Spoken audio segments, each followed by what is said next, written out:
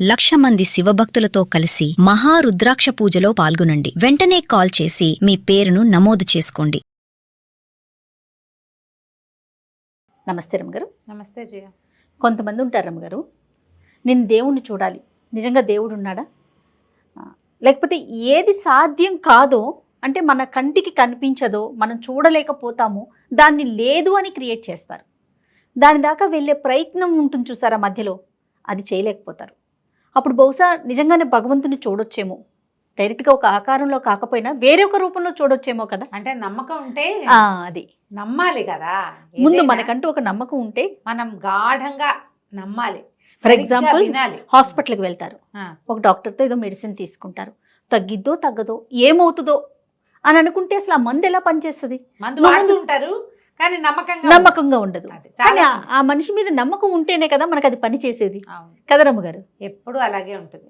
మనం ఏదైనా విషయం చెప్పేటప్పుడు మనం ఎంత గాఢంగా దాన్ని నమ్ముతున్నాం అనే దాన్ని బట్టి. ఇప్పుడు భగవంతుడి కథలు చెప్తాం, వింటారు, మనమే చెప్తాం. అవును, చెప్పేవాడికి ఒక నమ్మిక ఉండాలా. వినేవాడు నమ్మకంతో వింటాడు, విన్నవాడు నమ్మకంతో వింటాడు. అవును, వాడు దాన్ని చూడగలుగుతాడు. చెప్పేవాడికి కూడా ఆ నమ్మకం ఉండాలి. కొన్ని భక్తి కథలు, పరమార్థ కథలు భలే విచిత్రంగా ఉంటాయి జయ.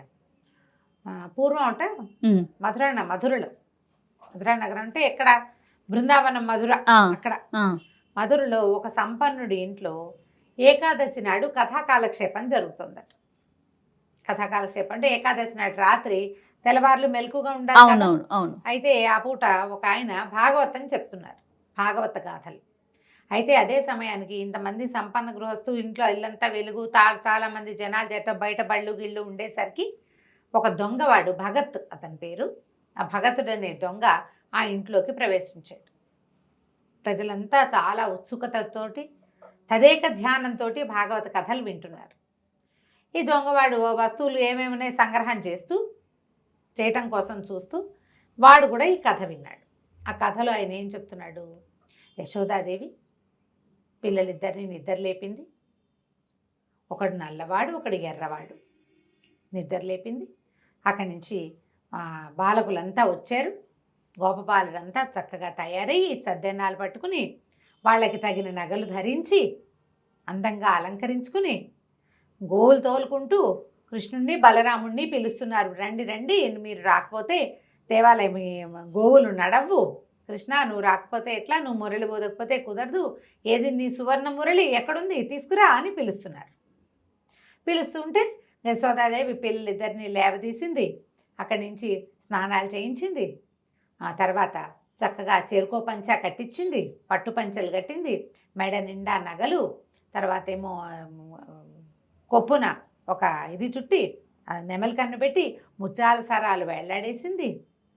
దగాయమానంగా ఉన్న నగలతోటి కృష్ణుడు బలరాముడు వెలిగిపోతున్నారు. వెలిగిపోతున్న ఇద్దరు, బంగారు మురళి తీసుకున్న కృష్ణుడు, బంగారు పొన్నుకర్ర ధరించిన బలరాముడు చక్కగా గోవులు తోలుకుని వెళ్తున్నారు బృందావనం వైపు. ఈ దొంగ అంతా వింటున్నాడు. వాడికి బంగారం బంగారం బంగారం వినిపిస్తున్నాడు, అనర్ఘరత్నాలతో ఉన్న వస్తువులు. అంతకుముందు గోపబాలురు కూడా అలంకరించుకున్నారు నగలు శక్తి అనుసారం. వాళ్ళ దగ్గర కొన్ని ఉన్నాయి. వీళ్ళమ్మే వాడికో పట్టుపంచ వీడికో పట్టుపంచ కట్టింది. పట్టుపంచలు కట్టగలిగే అంటే నగలుంటాయి వాళ్ళ ఇంట్లో. అవును కదా కదా. పైగా వీళ్ళు ఏమైనా పెళ్ళికి వెళ్తున్నారా, పేరెంటానికి వెళ్తున్నారా, గోవులు గాయడానికి వెళ్తున్న పిల్లలకి పంచలు కట్టి పట్టుపంచలు కట్టిందంటే నగలు మంచివి, బోల్డు నగలు ఉన్నాయని చెప్తున్నాడు. ఆభరణాలు ఇన్ని ధరించారని చెప్తున్నాడు. అంతా విని ఈ ఇంటి వెనకాల ఆ ఇంటి వెనకాల పడ్డం ఎందుకు, వాళ్ళు ఎవరో పిల్లల గురించి చెప్తున్నాడు కదా, వాళ్ళు ఎక్కడుంటారో కనుక్కుని అయ్యవారిని కనుక 2 నెలలేసి కనుక్కుంటే పోయి వాళ్ళ ఇంటికి వెళ్ళి తెచ్చుకోవచ్చు. వాడి తెలివది. విన్నాడు విన్నాడు విన్నాడు మధ్య మధ్యలో కథలోకి వెళ్ళిపోతున్నాడు, ప్రవాహంలోకి. గోవుల్ని ఎట్లా తోలుకెళ్తున్నారు, ఎట్లా ఆడుతున్నారు, ఎట్లా కాళీ మర్దనం చేశాడు, ఏమిటేమిటేమిటో అంతా ఊగాడు నిద్రపట్టి ఈ ఇంటి నుంచి ఒక్క వస్తువు తీసుకోవాలి. కాస్త కునుకు పట్టేసరికల్లా 3:30 4 అయిపోయింది. సరే లేచాడు. 4 అయ్యేసరికల్లా అయ్యవారు కూడా లేచి బయలుదేరాడు. అయిపోయింది కదా, అయిపోయింది కదా. అక్కడి నుంచి ఈ దొంగ భగతుడు ఏం చేశాడు, అయ్యవారు నడిచిపోతుంటే ఆయన వెనకాల పడ్డాడు. ఆయన 2-3 సందులు తిరిగి ఇంట్లోకి వెళ్ళంగానే ఈ దొంగ కూడా వాళ్ళ ఇంట్లోకి పోయాడు. ఏమండి అయ్యగారు, మీరు ఇందాక చెప్తున్నారే మరి వాళ్ళెవరో ఇద్దరు పిల్లల గురించి, బోళ్ళు నగలు పెట్టింది వాళ్ళమ్మ, పట్టుపంచలు కట్టిందన్నారు, ఒకడికి బంగారు మురళి ఉందన్నారు, ఇంకోటికి బంగారు పొన్నుకర్ర ఉందన్నారు. ఆ కర్ర ఆ మురళి తెచ్చుకున్నా మన బతికెళ్ళిపోతుంది. వాళ్ళు ఎక్కడున్నారు, ఆ దారి ఏమిటో, వాళ్ళు ఇంటికి వెళ్ళే దారి ఏమిటి, పోనీ వాళ్ళు వెళ్ళే దారి ఏది, వాళ్ళు ఏ దారిలో వెళ్తారు. ఇంటికి వెళ్తే బాగోదు, పెద్దవాళ్ళంతా చూస్తారు, మళ్ళీ గొడవ అవుతుంది. దారిలో వాళ్ళని ఎక్కడో చోట దారికి వచ్చి పట్టుకుంటా, ఆ పిల్లలు ఎక్కడుంటారు, ఎక్కడికి వెళ్తున్నారో చెప్పండి అన్నాడు. ఈయన నిర్ఘాంతపోయాడు. ఏమిటి పురాణ పురుషుల్ని ఎక్కడుంటారని చెప్తాము, అదే కదా. సరే ఈయన ఏమన్నాడు, బృందావనం ఉంది కదా అక్కడ ఉంటారన్నాడు. బృందావనం వెళ్తున్నారు వాళ్ళు, బృందావనంలో వెనక్కి తాటితోపులు ఉన్నాయి కదా, అక్కడికి గోవులు కాచుకోవడానికి వెళ్తారు అని ఆ పిల్లలిద్దరూ అని చెప్పబోయాడు. అవన్నీ చెప్పకండి, వాళ్ళు ఎక్కడికి వెళ్తారో చెప్పండి, వాళ్ళు మిగిలిన కథ అంతా నాకు అక్కర్లేదు. నాకల్లా నగలు ధరించినటువంటి ఇద్దరు అబ్బాయిలు, ఒక నల్లవాడు ఒక ఎర్రవాడు, వాళ్ళే కావాలి. మిగిలిన వ్యవహారం వద్దు, మిగిలిన వాళ్ళంతా వద్దు మనకి. వీళ్ళ దగ్గరే పోలేనాడు. ఇంతకీ వాళ్ళకి ఏమేమి వేసుకుంటారు వాళ్ళు, వాళ్ళ ఒంటి మీద ఏమేమి నగలు ఉంటాయంటే ఈయన మెల్లిగా పుస్తకం తెరిచాడు. తెరిచి వీళ్ళకి చేతులకి ఇవి ఉంటాయి, కేయూరాలు ఏమంటారు దాన్ని, మన కంకణాలు, చేతులకి 2 చేతులకి కంకణాలు, అక్కడి నుంచి వేళ్ళకి ఉంగరాలు ఉండి, ఉంగరాల నుంచి కంకణాలకి గొలుసులు ఉంటాయి. చిన్నపిల్లలు కదా ఉంగరాలు పడిపోతాయి, అందుకని దీని నుంచి దీనికి గొలుసులు, అక్కడి నుంచి దండ కడియాలు, పైకి కడియాలు ఉంటాయి. ఆ కడియం కాకుండా ఇట్లా కుచ్చు ముడేసేది వెనకాల కడతారు. అక్కడి నుంచి ఈ కొప్పు వేస్తారు కదా, కొప్పుకి ముత్యాలు వేళ్లాడుతూ ఉంటాయి. చెవులకి కుండలాలు ఉంటాయి, మకర కుండలాలు ఇద్దరికి. మెడలో పైకి ఒక మాలుండి కిందకి నల్లబ్బాయికి కౌస్తుభమణి ఉంటుంది, ఇంత మణి నల్లవాడికి ఉంది, వాడి కుండల మీదే ఉంటుంది అది. పొడుగాటి ముత్యాల హారాలు, ఈయన ఒంటి మీద ముత్యాలు కనపడతాయి నల్లబ్బాయి మీద. ఎర్రబ్బాయి మీద ముత్యాలు పెద్దగా కనిపించవు, ఆయన కొంచెం తెల్లగా ఉంటాడు, అందుకని ఆయన మెడలో రత్నాల హారాలు ఉంటాయి. కాళ్ళకి కడియాలు ఉన్నాయి, కింద పాంజేబులు పైన కడియాలు. నడువుకి దట్టి ఉంటుంది కదా, దట్టికి కూడా మొలనూలు కూడా బంగారపు మొలనూలే వాళ్ళవి అని చెప్పాడు. అవన్నీ చదివి చెప్పాడు. తలలో పెట్టుకునేవి కూడా ఇంకా ఏమిటో, ఆ తలకి ఇంకా ఏమిటో ఉన్నాయి, అన్నీ బాగానే ఉన్నాయి. మురళి బంగారు మురళి, బంగారు పొన్నుకర్ర. చాలు, ఈ వివరాలు చాలు. మనం గనక అవి తెచ్చుకున్నామా ఇక బతుకు సెటిల్ అయిపోతుంది. నీకు కూడా సగం తెచ్చిస్తా, మనం సెటిల్ అయిపోతాం చక్కగా. సరే ఇవన్నీ విని ఇంతకీ వీళ్ళు ఎటువైపు వెళ్ళారో చెప్పన్నాడు. బృందావనంలోంచి ఉత్తర దిక్కుగా వెళ్ళారని చెప్పాడు. అక్కడి నుంచి వీడు నడవటం మొదలుపెట్టాడు బృందావనం వైపు. మధుర నుంచి బృందావనం వెళ్ళొద్దు, వెళ్ళాడు. వెళ్ళిన తర్వాత సరే మొత్తానికి బృందావనం లోపలికి దారి తీస్తే ఓ పక్క నుంచి యమునా నది సన్నగా పారుతూ వెళ్తోంది. చీకటి పడిపోయింది, రోజంతా నడిచాడు. చీకటి పడ్డాక ఆ బృందావనంలో ఏవో చెట్లున్నాయి రకరకాలు. ఆ యమునా నది తీరాన ఓ చెట్టు ఎక్కి కూర్చున్నాడు. వాళ్ళు చీకటి పడ్డాక వస్తారనుకున్నాడు, లేదా తెల్లారేకి వస్తారు, మనం ఇప్పుడు పడుకుంటాం, రేపు పొద్దున్నే వస్తారు. గోవులు తోలుకునేది పొద్దుట, సాయంత్రాలు రారు కదా, పొద్దున్నే వస్తారు. సరే చెట్టు ఎక్కితే కొంచెం మాగన్నుగా నిద్రపడుతుంటే ఎక్కడి నుంచో మురళీగానం వినపడుతోంది. వచ్చేసారు అనుకున్నాడు. అది రాత్రి స్పృహ లేదు, ఆ స్వరూపాల్లోకి వెళ్ళిపోయాడనమాట. ఇన్ని నగలు పెట్టుకున్న బాలకుమారులు ఇద్దరు, వాళ్ళ రూపవర్ణనలోకే వాడి బుద్ధి. వీళ్ళు చూస్తూ ఉంటే దూరం నుంచి ఆవులు, ఎవరెవరెవరెవరో ఇంత పిల్లలు, వాళ్ళ మధ్యలో పెద్ద మణిహారంలో కౌస్తుభమణుల్లాగా వెలుగుతున్నారు ఇద్దరు. నల్లటి వాడు ఒక 9 ఏళ్ల వాడు ఒకడు, ఓ 10 ఏళ్ళు ఉంటాయి ఇంకొకడు, తెల్లగా ఎర్రగా మెరుస్తూ. చేతిలో ఓ కర్ర ఉంది వాడి చేతిలో, ఈ చిన్నవాడి చేతిలో ఓ మురళి ఉంది, ఆ మురళి ఊతున్నాడు. వాళ్ళు తన కింద నుంచే వెళ్తున్నారు. వీడు అట్లా మైమరిచి చూస్తూ ఉన్నాడు. చూస్తుంటే ఆభరణాలు కనపడుతున్నాయి, ముత్యాల హారాలు, వజ్రాలు, ఏమిటో బంగారం, చెవులకేవో కుండలాలు, ఉంగరాలు, కంకణాలు, కడియాలు. నడుస్తుంటే గల్లు గల్లు గల్లుమని పాదాల చప్పుడు వినపడుతోంది. మురళి, దానికి వాయిద్య ఘోష పక్కనున్న తాళంలాగా అవి, ఆవుల గిట్టలు, గోధూళి, ఏమిటో కిలకిలమని నవ్వులు. ఇక అసలు ఒక మైమరిచిపోయాడు అనమాట. వచ్చేస్తున్నాయి దగ్గరికి. బాగా దగ్గరికి వచ్చాక చెట్టు మించి దూకాడు. దూకి ఆపాడు. ఏ అబ్బాయిలు, మీ ఒంటి మీద ఉన్న నగలు ఇవ్వండి. మేము ఎందుకు ఇవ్వాలి, మేము ఇవ్వమన్నాడు నల్లవాడు. ఇవ్వమన్నాడు. మా నగలు నీకెందుకు అన్నాడు. కాదు, నాకు కావాలి, నగలు కావాల్సిందే, ఇవ్వం, ఏం చేస్తామన్నాడు. కర్రను చూసావా, ఒక్క పెట్టు పెడతానన్నాడు. ఏది, కొట్టు చూద్దామన్నాడు అబ్బాయి. ఈ దొంగ చెయ్యెత్తి ఇట్లా పట్టుకున్నాడు పిల్లాడు. పట్టుకునేసరికల్లా ఒక వెర్రెత్తినట్టు ఒక ఉద్వేగం వచ్చింది వాడికి.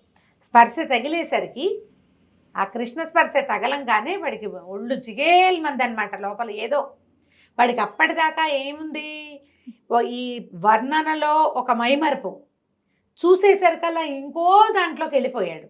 ముట్టుకునేసరికల్లా పూర్తిగా లోపల ఒక విద్యుత్ తరంగంలాగా ఉందన్నమాట. అది ఏమిటో తెలియటల్లా. అక్కడి నుంచి తీసుకో నగలన్నారు.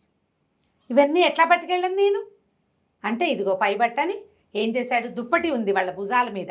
ఎక్కడైనా పరుచుకుని కూర్చోవటం కోసం కమ్మళ్ళు వేసుకొస్తారు, ఒక దుప్పటి లాంటిది. ఓ దుప్పటి పరిచారు. మొత్తం ఇద్దరు నగలన్నీ తీసి అందులో పోసారు. పొన్ను కర్ర, ఇంత పెద్ద కర్ర కాదు అది, కొంచెం అంతుంది, చేపాటి కర్ర, అదిలించటానికి బంగార పొన్ను ఉంది దానికి. అవన్నీ అందులో వేసి మూట కట్టి ఎత్తి భుజం మీద పెట్టారు. తీసిపో.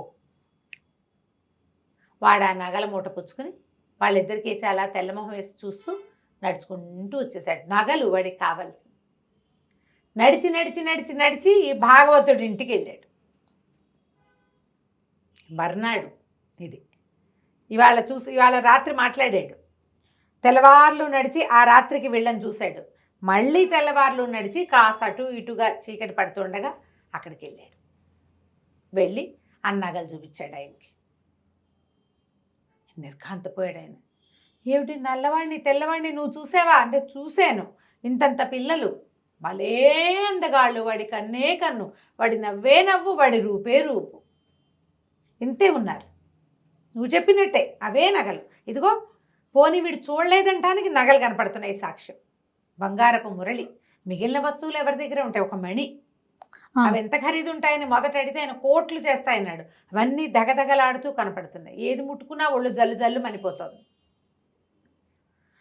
కాంతిపోయాడు. ఇవే మనకు కావాల్సింది, దీన్నేం చేసుకుంటా, ఇవెందుకు బాబు, నీకు ఇవి ఇచ్చిన వాళ్ళు ఎవరినో నాకు చూపిస్తావా అన్నాడు. నువ్వే కదుటయ్యా చెప్పావు అన్నాడు. నేను చెప్పా కానీ నేను ఎప్పుడు చూడలే, పుస్తకంలోనే చూసా, నిజంగా నేను చూడలేదు, నన్ను కూడా తీసుకెళ్ళాను. సరే పదన్న. నగలన్నీ మళ్ళీ మూట భుజాన్ని వేసుకుని భాగవతుడు దొంగ ఇద్దరు కలిసి బయలుదేరారు బృందావనానికి. చెట్టెక్కి కూర్చున్నారు. ఇదిగో వస్తారు, అదిగో వస్తారు, అదిగో వస్తారన్నాడు. గంటలు గడిచాయి. అదిగో వచ్చేసారు అన్నాడు. వచ్చారు, వీడు కనపడ్డే. భాగవతుడికి ఏమీ కనిపించట్లా, దొంగకే కనిపిస్తున్నారు. అక్కడి నుంచి బాబు మళ్ళీ ఎందుకు వచ్చావు అని అడిగాడు నల్లవాడు.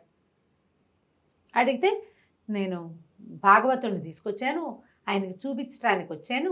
నీ నగలు నువ్వే తీసుకో, నాకొద్దు, నగలు తీసుకో, నాకు అక్కర్లేదు, చూస్తే చాలన్నాడు ఆయన. నేను నిన్ను చూసా కదా, నేను నిన్ను చూశానడానికి సాక్ష్యంగా నగలు కూడా చూపించా కదా, నాకు అదే చాలు, మీ నగలు మీరు తీసుకోండి అని ఒక్కో వస్తువు ఎత్తి మెళ్ళో పెట్టాడు పిల్లలిద్దరికి.